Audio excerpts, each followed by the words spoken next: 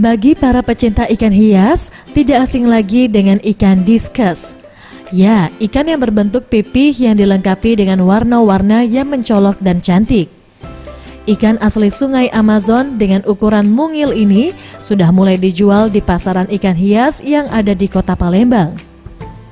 Dwi, penjual ikan hias yang ada di kawasan Soekarno-Hatta menyampaikan, di tempatnya menjual berbagai jenis ikan discus yang setiap jenisnya dibedakan berdasarkan corak warna khas masing-masing ikan, seperti jenis Paul Pigeon, Red Ribbon, dan Angel Blue Diamond. Mayoritas pembeli ikan ini biasanya berasal dari kalangan penghobi aquascape. Peminatnya dari mana? Peminatnya sih kebanyakan dari daerah Palembang ini kan.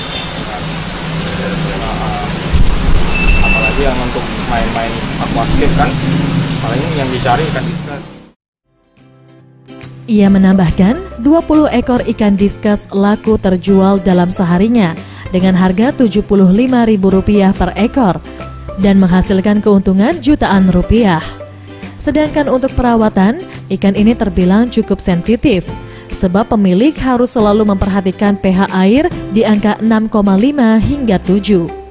Uniknya, ikan endemik Brazil ini dapat berenang mengikuti gerakan tangan jika dalam kelompok, karena di habitat aslinya, ikan jenis ini memang hidup secara berkelompok. Anugerah Sandi Pratama, Sriwijaya TV.